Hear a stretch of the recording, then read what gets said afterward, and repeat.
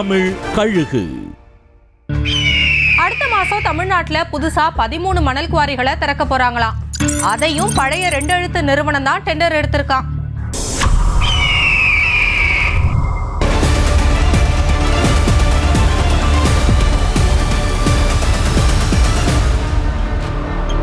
November முதல் வாரத்துல தமிழ்நாட்டுல 13 மணல் குவாரிகளை திறக்க தமிழ்நாடு அரசு முடிவு செஞ்சிருக்கான். இந்த தொழில நேக்கு போக்கு தெரிஞ்ச 2 எழுத்து நிறுவனத்துக்கிட்ட தான் அந்த பொறுப்பு ஒப்படைக்கப்பட்டிருக்கான். தேர்தலுக்கான பெரும் பகுதி வேலைகளை பார்த்து கொடுக்கிறது தான் அந்த நிறுவனம் கொடுத்த வாக்காம்.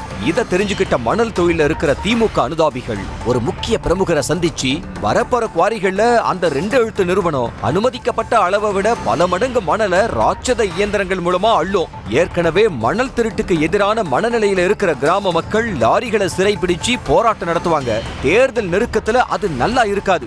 அரசு அங்கீகரிச்ச அளவுக்கு மணல் எடுத்து விக்கிறது தான் நல்லதுன்னு யோசனை சொன்னாங்களாம். எல்லாத்தையும் கேட்டுக்கிட்ட அந்த பிரமுகர் என் கையில என்னையா இருக்கு, எல்லாம் நடந்து முடிஞ்சு போச்சுன்னு வந்தவங்க கிட்ட சொல்லி அனுப்புறாராம். பாஜக பாமக புது குவாரிகளை முற்றுகையிட முடிவு செஞ்சு அதிமுகவையும் போராட்டத்துக்கு அழைச்சுதான். ஆனா அதிமுகவுல இந்த ஆட்டத்துக்கு வரமாட்டோம்னு சொல்லிட்டாங்களாம்.